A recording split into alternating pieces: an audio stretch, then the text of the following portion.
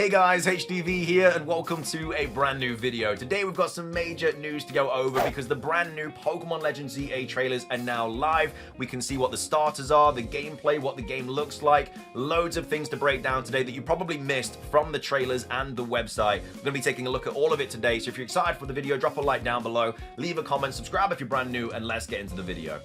So, starting things off, as I just said, we've got two trailers to go over. This is the kind of first trailer that we saw, and then we have the overview trailer as well, which is like 3.5 minutes long, and then we have the website information to go over as well, which has even more information. So there's a lot of things to break down today, and there's also some secrets that are hidden within the trailers, such as Meganium most likely being a grass fairy type form or mega evolution. But anyway, starting things off, we have this trailer. I for one am happy with the graphics. I know a lot of people don't like them, but they are the Scarlet and Violet graphics.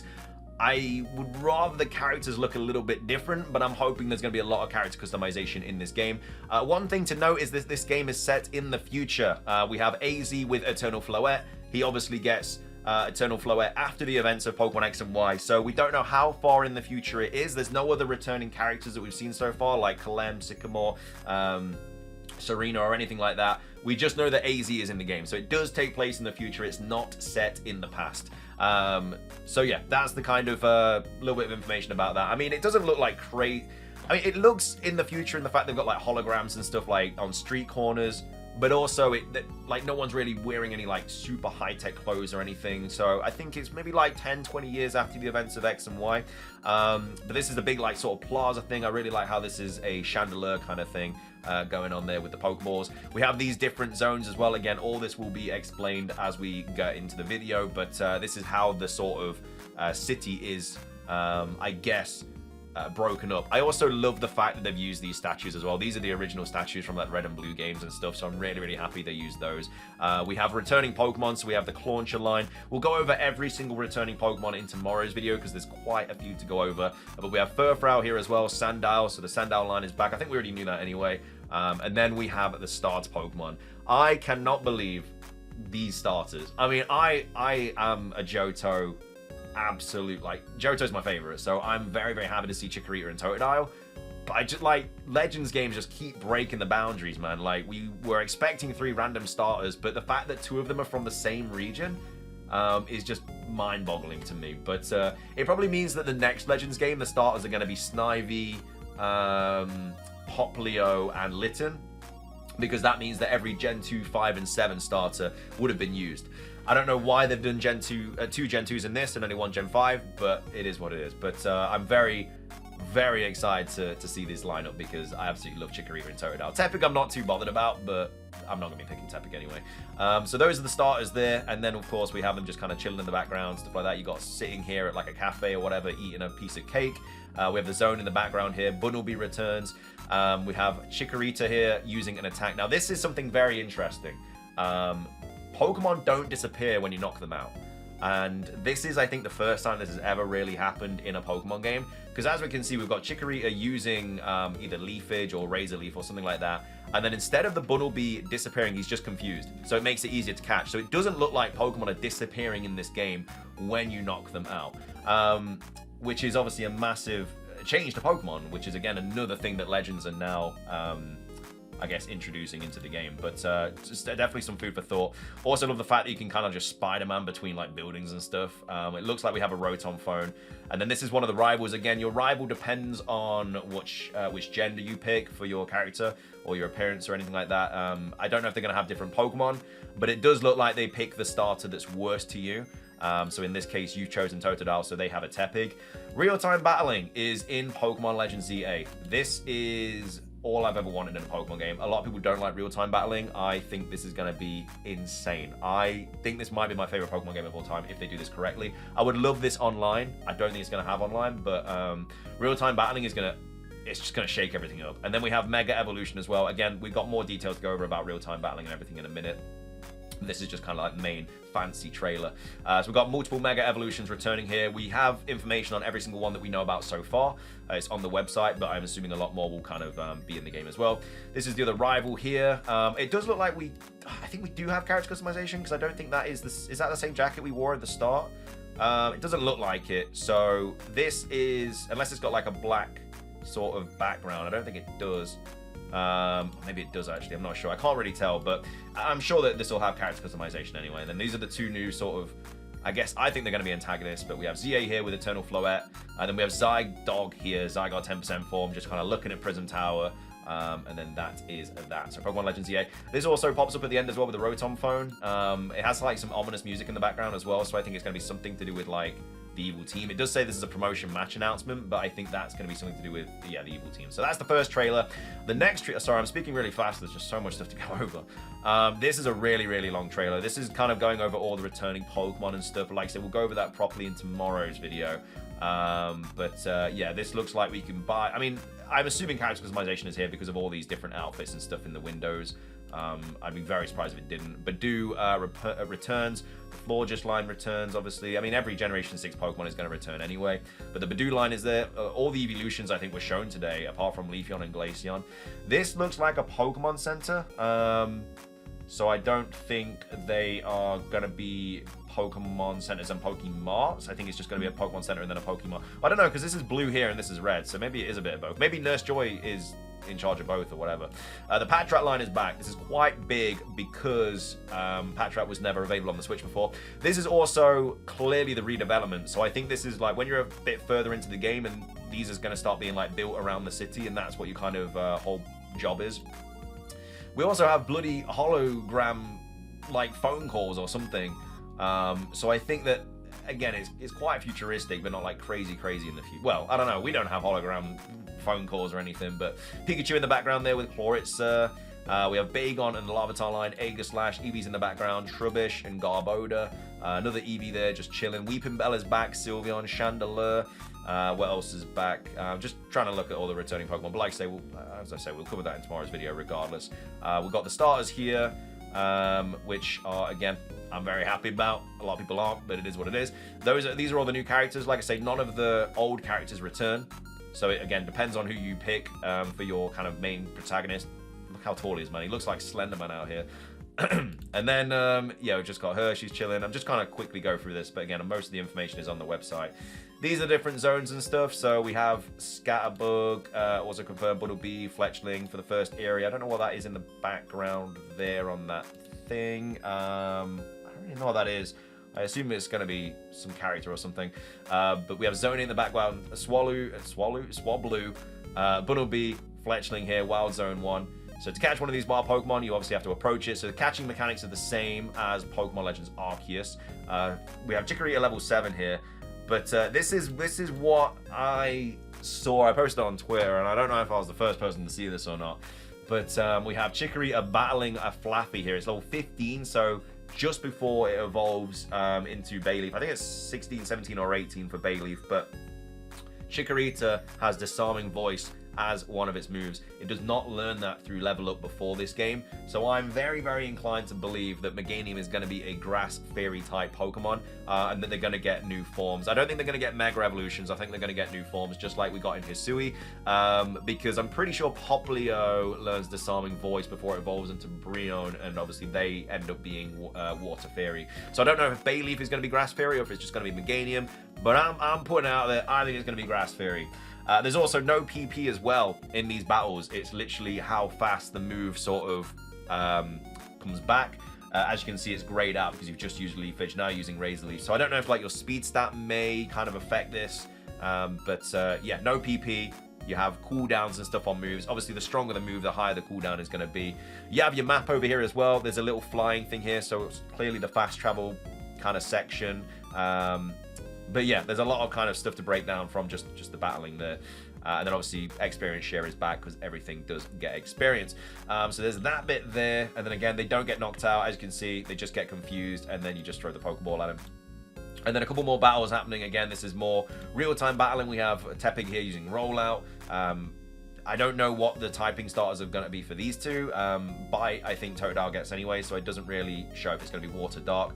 But yeah, moves can have a longer or shorter reach, so every move is different, and they have different effect areas as well. I love real-time. I just can't get over how good this game looks, man.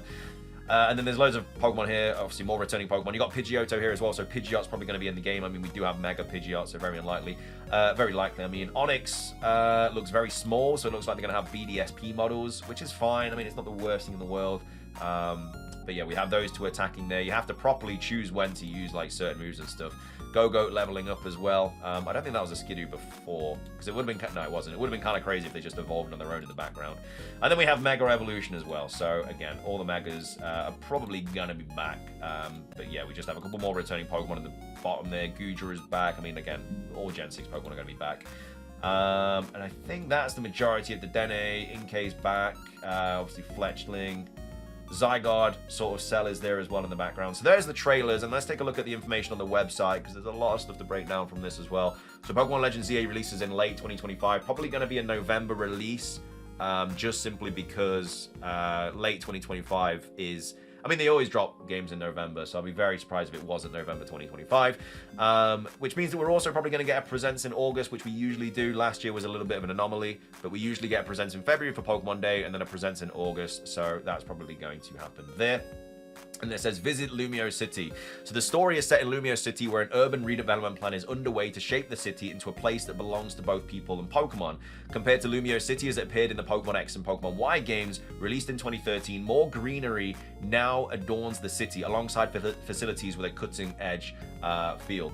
And then it says, in Lumiose City, spaces frequented by people, such as shopping, arcades, cafes, and restaurants, coexist with more natural areas, such as waterfronts and verdant parks. At the center of Lumiose stands Prism Tower, the very symbol of the city.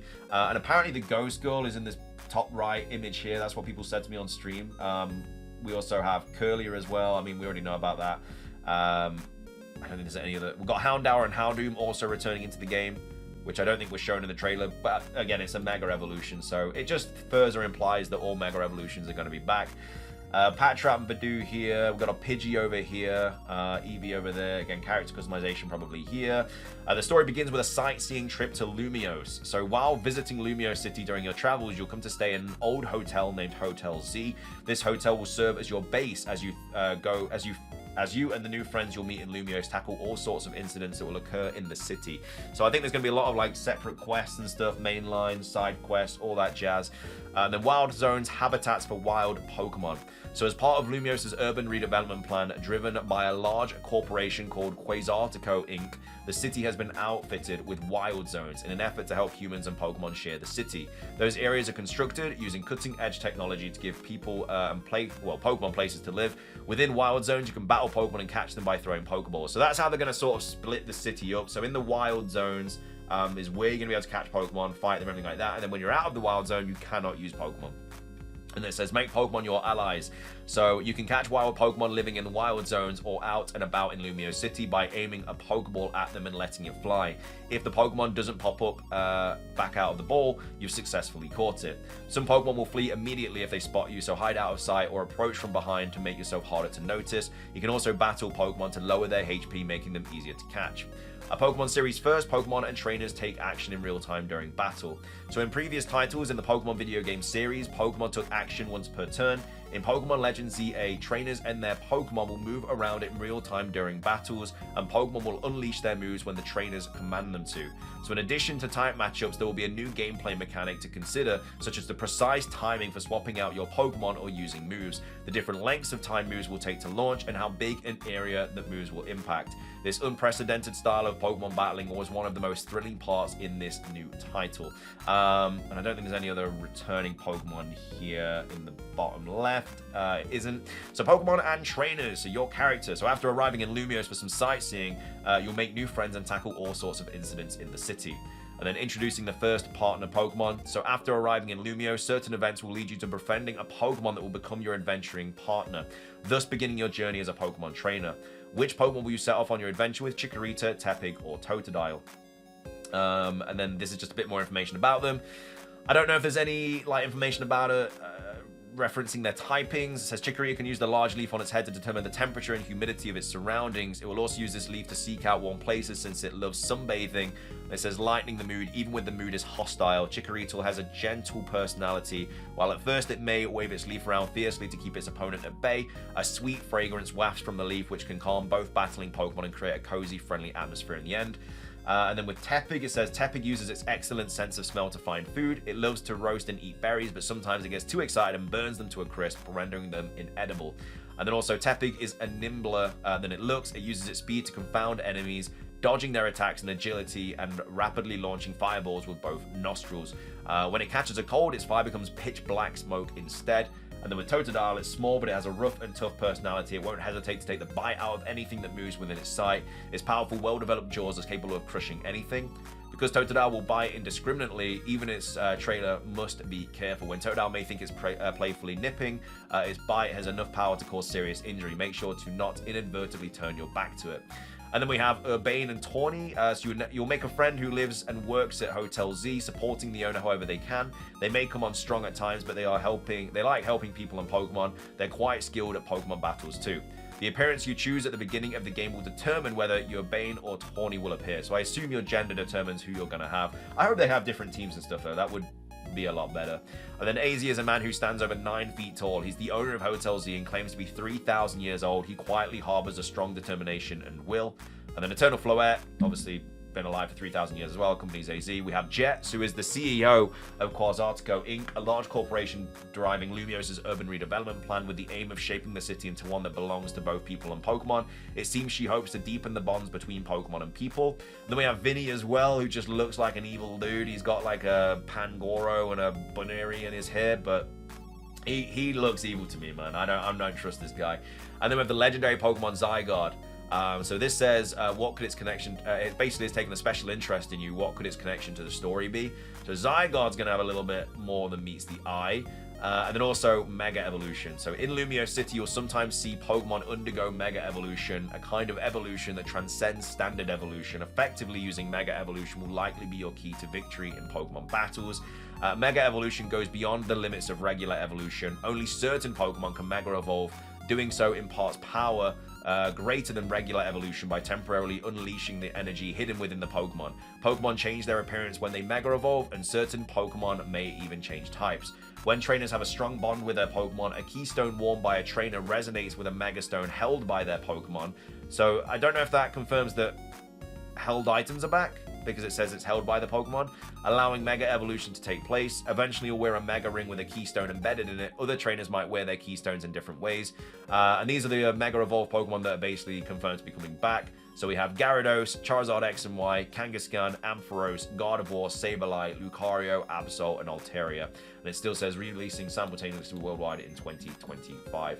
So yeah, that's basically a ton of stuff about the game that you may have not seen. We'll be breaking more stuff down as we go throughout the next couple of days, because again, all the returning Pokemon, and then also other features that you may have missed. But either way, I hope you guys enjoyed the video. If you did, drop a like down below. Let's try and hit 500. It really helps out. Leave a comment. What are your thoughts on this trailer? I see a lot of people disliking it, a lot of people liking it. Let me know your thoughts on it. Subscribe if you're brand new. Ring the notification bell. It's everything from me. Have a fantastic rest of your day. And until next time, peace.